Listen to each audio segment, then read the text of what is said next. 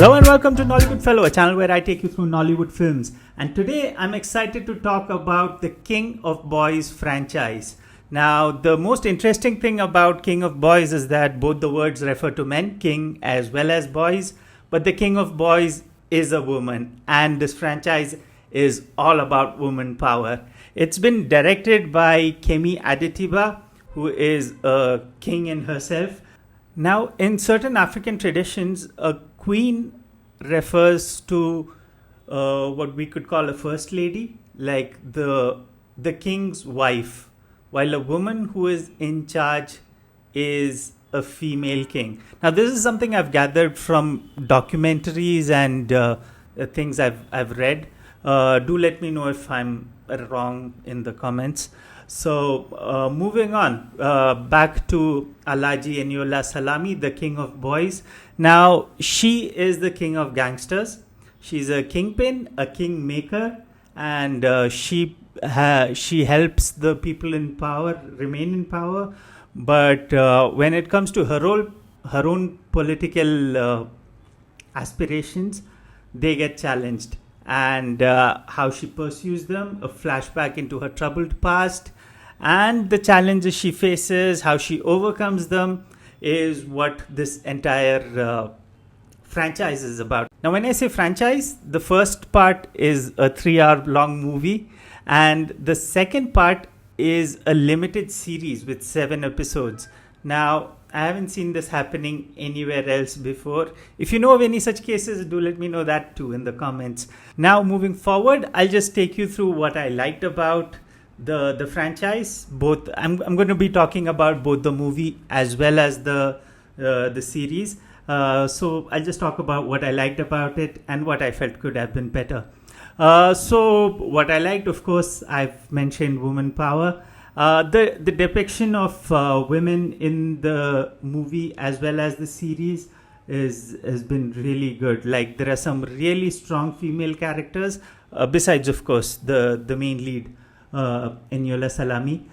And the franchise tackles very interesting themes like corruption, power, greed, and the impact of political decisions on ordinary people. All of that has been beautifully brought alive. From a technical standpoint, the production quality is top-notch. The cinematography captures both the grit as well as the glamour of Lagos beautifully. Well, what I really loved, though, was the background music, especially in the series. Now, I do like Nollywood music. I like when they show that bridge at Lagos and they play hip-hop and Afro beats in the background. But that being said, I have never been wowed by the background music in a Nollywood production. Well, not until I saw this. Now, here, during intense scenes, the fast music really adds so much to the drama. But what really takes the cake is the Yoruba songs. The decision to use Yoruba songs actually added so much more to it. There is this whole earthiness and raw emotion that comes out through the Yoruba songs in the series, which wouldn't have been the same with the English songs. So, double thumbs up for that. Talking of performances, well, what can I even say about Sola Sobowale? She is Nollywood. Sola, I mean, there are these few actors, Sola Sobowale, Shafi Bello, and RMD, Richard Mofe-Damijo. They are Nollywood, so I don't think anything more is required to be said about them. However, the real star of this franchise for me is Toni, because she plays a younger Alhaji Eniola Salami, and what she has to do is mirror Sola Sobowale, and at times even overpower her, and she has done a fabulous job. The other actors who stood out for me, I mean, I'm going to take it across both parts. One is Deyemi Okanlawon. He has to play this corporate who's working with these dangerous people, and he has his suave and everything, but he's still scared of the people he's working for, and he's brought that alive very, very nicely. Adesua Etomi, she's a great actress. Charly Boy is pretty intriguing. He looks scary and he has a calm demeanor, and that just adds so much more to his character. He really stands out. And talking on performances, two other performances that are really good is Taio, Ajai-Lycett. Now Taio has a really small role, but when she's on screen, you can shit your pants. She's really good. And Ikpe Etim, I hope I'm pronouncing her name right. Inse or Inse, I don't know. Do let me know how it's pronounced. Oh, she's a great actress. I mean, she also doesn't need an introduction, and she has played her role really well. Now, talking of positives further, another thing I liked is the use of African proverbs and analogies in the dialogues, which is pretty nice. Now, that also brings me to the negatives. Even though I like the proverbs and the analogies, I felt it was slightly overdone.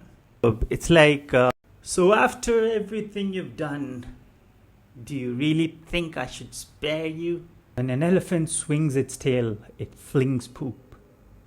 So should I spare you or shouldn't I? If you brush the teeth of a lion, you won't be alive to floss it.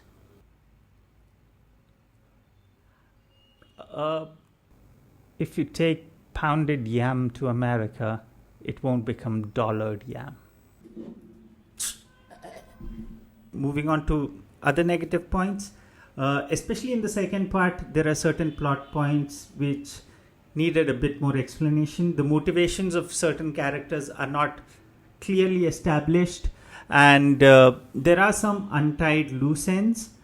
Well, I'd like to believe that those loose ends would be further tied up in the next part, because Kemi Adetiba has recently tweeted that there will be a third part, and I'm really looking forward to it. Coming back to negatives, there are a couple of plot holes, though not really big, and a couple of twists that seemed a bit forced. But luckily, the main big twists are really good. You can just feel a rush of blood when that comes, and it's pretty thrilling and pretty exciting. But all in all, it's a very thrilling watch. It keeps you on the edge of the seat, and on and off it jolts you and surprises you. This is an ode to woman power. I totally recommend it, especially if you're in for a political thriller. And to the ladies behind and in front of the camera, all I'd say is keep kicking ass. That's it from me for this time. Do like, comment, share, subscribe, and until next time, this is me, Nollywood Fellow, signing off. Bye.